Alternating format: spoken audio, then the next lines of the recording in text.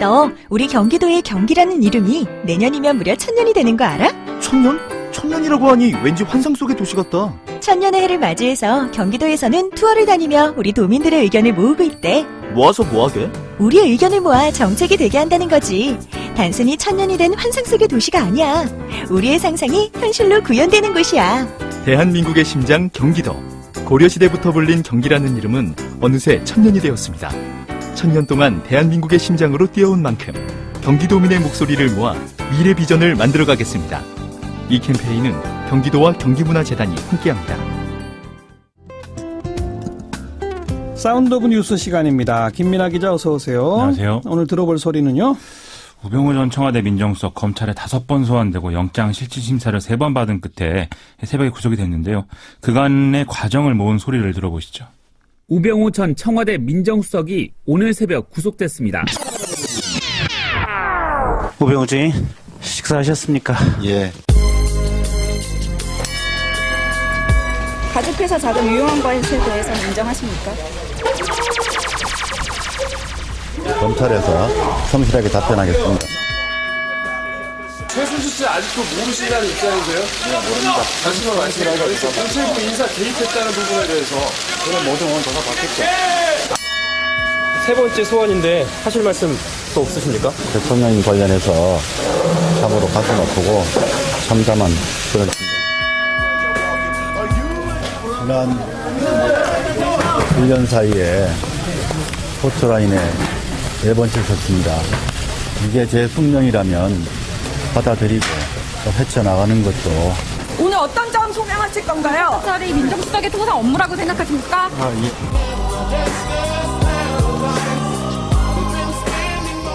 네, 구속영장 2번 기각됐었는데 이번에는 발부가 된 결정적 이유는 뭡니까? 공직자와 민간인에 대한 불법 사찰 때문이다 이렇게들 해석을 하는데요. 재판부가 밝힌 내용을 보면은 혐의 사실이 소명되고 특별감찰관 사찰 관련 혐의에 대해 증거인멸에 염려가 있다 이렇게 표현하고 있습니다.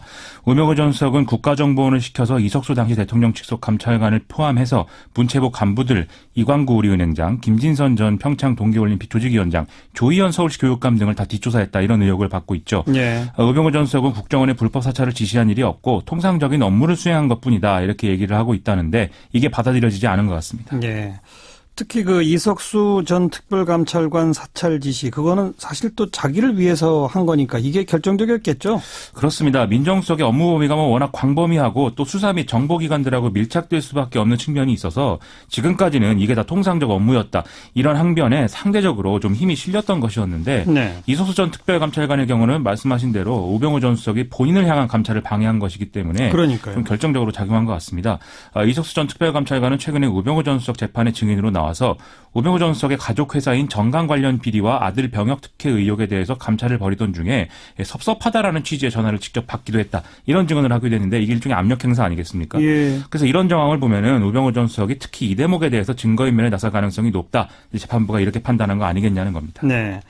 그리고 이건 좀 별건이지만 이석수 전 특별감찰관도 왜 기밀 누설 혐의로 검찰 조사도 받았었잖아요? 그렇습니다. 그건 어떻게 돼가고 있어요? 우병우 전 수석의 감찰을 이석수 전 특감이 시도를 할 때 이 조선일보 기자하고 스마트폰 메신저로 우병우 전 수석 혐의에 대해서 나눈 대화 이런 것들이 갑자기 MBC 뉴스를 통해 보도가 돼서 이 배경이 뭐냐 여기에도 좀 관심이 쏠린 바 있었죠. 예. 이후에 박근혜 정권에서 검찰이 기밀 누설 피의자로 이제 소환을 해서 조사를 했었는데 지난 국정감사에서 윤석열 서울중앙지검장이 밝힌 바에 따르면 이것에 대한 수사는 거의 초기 단계에서 중단된 채 방치되고 있다. 이렇게 얘기를 하고 있습니다. 좀 이 부분도 어떻게 되는 것인지 빨리 결론을 내리는 게 좋을 것 같습니다. 매듭을 줘야죠. 그렇습니다. 네, 다음 뉴스는요?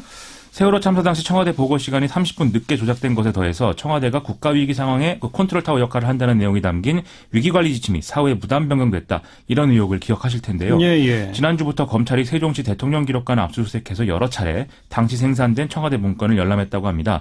대통령 기록물법에 의하면 대통령이 지정한 기록물은 최장 30년까지 열람이 제한이 되는데 아시다시피 박근혜 전 대통령 파면 이후에 황교안 권한대행이 청와대 문건들을 대거 대통령 지정 기록물로 지정을 해서 검찰 수사가 좀 어려움을 겪어왔었죠. 현행 법에 의하면 국회 제적 3분의 2 이상 찬성이 있는 경우 그리고 관할 고등법원장이 영장을 발부하는 경우에 예외적으로 열람이 가능한 것인데 이 영장을 받아서 이제 이 부분에 대한 수사가 가능해졌다는 것입니다. 예. 그리고 해양수산부가 지난 9월에도 세월호 희생자 유골 수습 사실을 은폐했다. 이런 보도가 나왔었죠? 권영빈 세월호 선체조사위원이 오늘 전원위원회에서 애초 선체에서 발견된 것으로 알려졌던 단원고 조은하양의 유골이 수중에서도 발견된 바 있고 또 수중에서 발견됐다 이렇게 발표가 됐던 고창석 교사의 유골이 선체에서도 발견됐다는 사실을 최근에 알게 됐다 이렇게 밝혔는데요. 예. 이게 무슨 얘기냐면 세월호 인양 과정에서 유골이 유실됐을 가능성을 보여준다라는 것이기 때문에 이 대목에 대해서 명확한 사실을 조사해야 될 필요가 있다라는 게 이 권영빈 위원의 주장이었습니다. 이 보도에 대해서 해수부는 해명 없습니까? 이 해명 자료를 바로 냈는데요. 해당 유골 2점의 발견 사실은 언론에 즉각 공개했고 신원 확인 결과도 해당 유가족들에게 알렸는데 이 신원 확인 결과를 대회에 공개하지 말아달라는 요청에 따라서 비공개한 것이다 이렇게 해명을 하고 있습니다. 그럼 뭐 이건 은폐했다는 것은 잘못된 보도로군요. 이 해수부 주장은 그렇습니다. 예. 또 해수부는 11월 중순에 이런 내용을 선체조사위원회와 유가족들에게 설명을 했고 11월 30일에 선체조사위원회에 보고서를 보내서 이 미수습자 수습 현황 전반과 이 유골 이 유실 가능성에 대한 분석 결과도 투명하게 제공을 했다 이렇게 설명을 했거든요. 예. 그런데 또 선체조사위 관계자들은 해수부로부터 그러한 설명을 들은 기억이 개별적으로 이제 없고 11월 30일에 보냈다는 보고서는 12월 4일에 우편직인이 찍혀 있는 상태고 또 이 사안 관련해서 구체적인 내용을 설명을 들은 게 12월 7일 날 전화 통화를 통해서였다라고 지금 주장을 하고 있습니다. 이 말들이 다르군요. 그렇습니다. 그래서 추가 조사를 통해서 좀 이런 의혹들은 빨리 종식을 해야 되지 않겠는가 그런 생각이 그래야죠. 듭니다. 자, 다음 뉴스요. 정부가 가상화폐 관련 규제안을 얼마 전에 발표를 했는데요. 이게 공식 보도되기도 전에 인터넷 커뮤니티에 보도자료 초안이 돌아다녀서 큰 논란이 된 바 있습니다. 맞아요. 이낙연 총리가 유출자를 찾아서 조치를 해라 이런 지시를 특별히 내리기도 했었는데요. 이 유출자는 관세청 직원이었던 걸로 밝혀졌다고 오늘 보도가 되고 있습니다. 정부는 추가 조사를 거쳐서 징계 등의 어떤 합당한 조치를 취하겠다 이런 입장입니다. 어떻게 유출됐다는 거예요? 일단 국무조정실 과장이 논의 과정에서 기재부의 의견을 좀 수렴하기 위해서 기재부 소속 사무관에게 파일 형태의 자료를 이제 이메일로 보냈다는 것이고 이 파일을 갖고 업무 협의를 위해서 또 이 사무관이 다른 사무관과 과장들에게도 전달을 하는 과정이 있었다는 겁니다. 네. 그런데 이 자료를 받은 사람 중에 관세청 소속의 사무관이 있었는데요. 이 사람이 전임 근무자들이 포함되어 있는 공무원들이 모인 이 단체 카톡방에 자료를 찍은 사진을 또 올렸다는 것이죠. 아하. 이 카톡방에는 업무와 관련이 없는 사람들도 있었는데 그중 한 명이 또 다시 다른 텔레그램 방의 파일을 옮겨서 이 방에서 또 기자와 기업체 직원 등으로 구성된 단체 채팅방으로 자료가 또 옮겨져서 네. 본격적으로 여기서부터 외부 유출이 시작됐다는 게 조사 내용입니다. 그럼 카톡이나 텔레그램 이런 거 업무용으로 쓰면 안 되는 거 아닌가요? 공직자들은? 그렇죠. 이게 나쁜 마음을 먹으면 어떤 방법으로든지 자료를 유출하는 것은 가능하겠지만 이런 가능성들을 줄이기 위해서 외부와 차단된 업무 연락 시스템을 쓸 필요가 있다. 이건 상식적인 얘기겠죠. 또 규정에도 이런 거 쓰지 말도록 하는 내용이 있습니다. 예. 그런데 일선 공무원들은 일종의 업무 효율성 이런 문제 때문에 카톡과 같은 이런 메신저들을 쓸 수밖에 없다. 이렇게 주장을 하고 있는데요. 행정안전부는 2014년도에 이런 문제 해결을 위해서 공무원 전용 모바일 메신저인 바로톡이라는 걸 개발했습니다. 하지만 현재 이용률이 매우 저조한 상태이고 방치돼 있다고 하는 것이죠. 좀 무엇이 문제인지 파악을 해서 좀 이런 메신저들을 제대로 사용할 수 있도록 대안이 좀 마련돼야 될 것 같습니다. 예. 다음 뉴스는요? 임종석 대통령 비서실장이 9일부터 12일까지 아랍에미리트와 레바논을 방문을 해서 현지에 파견되어 있는 아크 부대와 동명 부대를 격려하는 이런 일정이 있었는데요. 예. 자유한국당 김성태 원내대표가 오늘 이 일정을 두고 이명박 정부 시절의 원전 수주에 대해서 문재인 정부가 리베이트 등의 어떤 의혹을 제기하는 것에 대해서 아랍에미리트 왕세자가 불만을 품고 국교 단절까지 언급하는 바람에 그걸 달래기 위해서 임종석 실장이 급파된 것이다. 이런 소문이 있다. 이렇게 주장을 해서 좀 파문이 일고 있습니다. 예. 김성태 원내대표는 이걸 밝히기 위해서 국회 운영위를 열어야 한다라고 지금 주장을 하고 있습니다. 청와대는 뭐라 그럽니까? 양국의 발전을 협의하러 간 것일 뿐이지 이런 주장은 대꾸할 가치가 없다. 또 일고에 가치도 없다. 이런 이제 얘기를 했는데요.